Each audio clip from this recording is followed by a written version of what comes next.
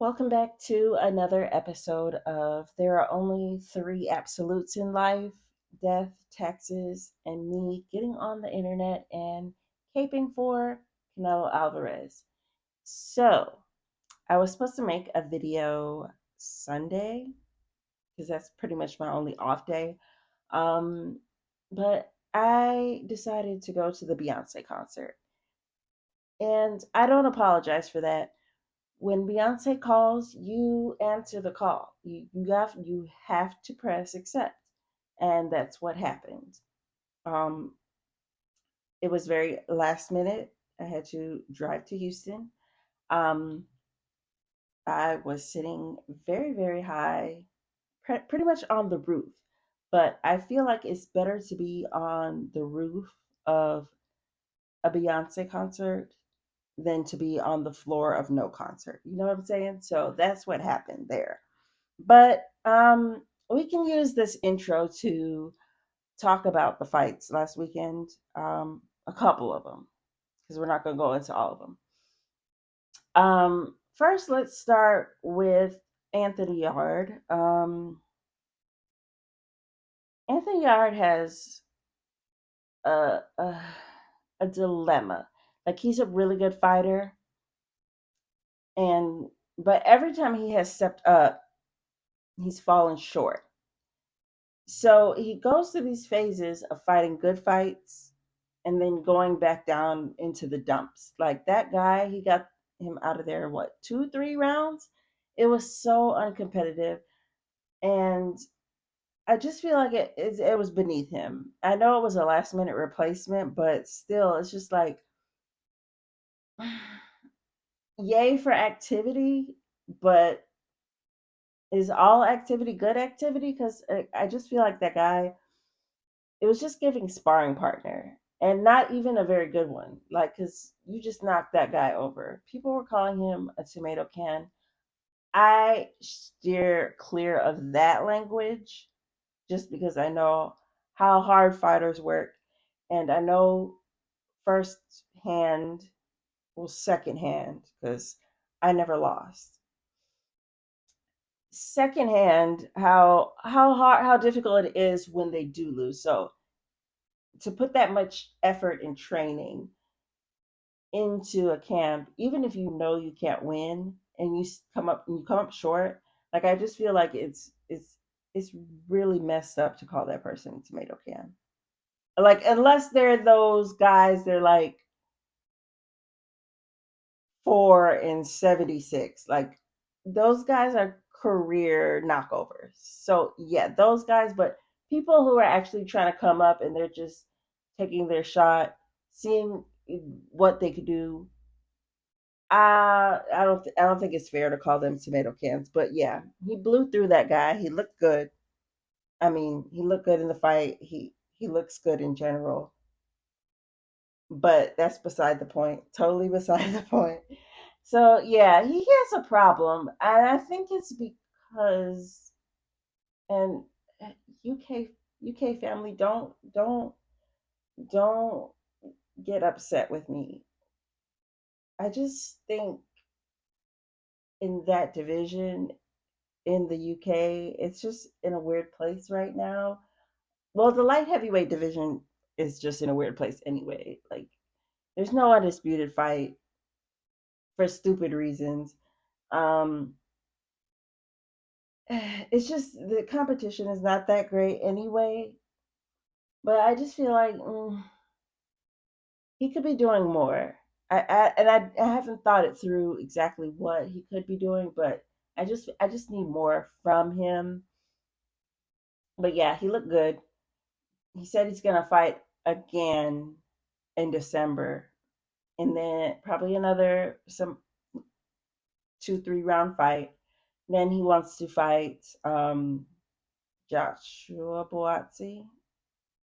Um, did he say Boatsi or did he say Reactor in that little clip I saw on Instagram? I want to fight in December, and then the big fights next year, Anthony Yard, and then versus Joshua Buatsi. I feel like it needs to happen. Hopefully he can get the victory, so it's a bigger fight. or even Dan Aziz. Even though I know Dan Aziz is my boy, but again, business is business. My hair is looking hella cute. So anyway, let's get into the real mess. We have a massive fight on our hands. We have two undisputed champions, Jermell Charlo, Canelo Alvarez, going head to head in the ring this weekend. Now, Charlo's moving up not one but two weight divisions to take on Canelo, who's currently the undisputed champ at 168 pounds. But as soon as Charlo steps in the ring, the WBO is going to strip him of his belt and email it to Tim Tszyu. So that's throwing a monkey wrench in the whole thing. So I gotta admit, this fight kind of caught me off guard. When Canelo announced his PBC run, I immediately thought of contenders like David Benavidez, maybe the older Charlo, and as an afterthought, Demetrius Andrade. But for some reason, the older Charlo, he's going through personal issues and he couldn't make the fight. So, in a surprising twist, his twin stepped up to the plate. I mean, remember he called him out on that IG Live? Classic mess. So let's dive a little bit deeper about what these guys need to do to secure a victory. First up, let's talk about Charlo. He's making the jump from 154 to 168. And my main concern with him is his inactivity. He had a hand injury before the fight with Tim Tszyu, and that got postponed. So he has been out of the ring for a while. And personally, I think he should have taken that fight with Tim Tszyu, even if it wasn't a huge blockbuster. At least he would have gotten some much needed activity. Meanwhile, Tim Tszyu has fought twice since then. So it just really doesn't make sense to me why Charlo has been so inactive. I mean, fights do get canceled for stupid reasons, but still. Before his absence, Charlo fought Brian Castaño twice. The first fight was super controversial. I remember it like it was yesterday. You know how we all love to get online and tussle. And the second fight, the rematch, Charlo silenced all his critics. He stopped Castaño, and he just left no room for doubt. Now, the big question is, can he pull off that same feat again?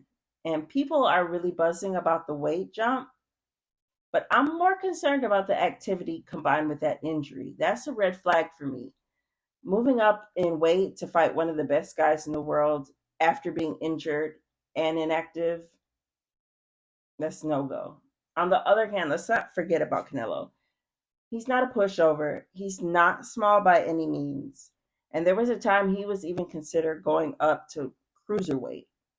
So he's been comfortably taking down bigger opponents and he's been killing it. In the Ryder fight, he won all 12 rounds, but he didn't get the knockout. So everyone is saying he lost a step. And I don't think that's true. Ryder's not world level by any stretch of the imagination, but you're not always going to get a knockout. Plus, this was his first fight back coming off an injury as well. One thing we have to take into account is Charlo's power. Ever since he teamed up with Jarek James, he is kind of a knockout machine. It's like he's got considerably more power. Before, when he was fighting at 154, he was more all about his boxing and being a mover. But now he found this explosive knockout style thanks to Derek James. Of course, it took him a few fights to adapt to this new style, like when he struggled against John Jackson. But he adapted and he took care of business. And yeah, he's had some tough fights along the way, like against Tony Harrison. But he's proven himself time and time again. Plus, he won't have to drain down during this camp, which is also a plus. We can't ignore the potential speed issues or endurance challenges he might face with this extra weight. It's definitely something to think about, so keep your eye on that. However, the thing with Charlo, when he has trouble, it usually takes him a lot of rounds to figure out and correct his mistakes. And that's another concern for me. Will he be able to figure Canelo out and stop him? Because unless he becomes Iron Man from the Marvel universe, he's probably not going to win on the cards. I feel like Canelo simply has accomplished more in his career. And if they were equal in size, I believe Canelo is the more talented fighter. So, my prediction for this fight is Canelo's going to take home the victory once again. He's just got the edge. But anything can happen in this ring, and we're going to find out for sure on Saturday. If you made it this far, I truly appreciate you. Until next time, stay safe, stay undisputed, and stay messy. Bye, y'all.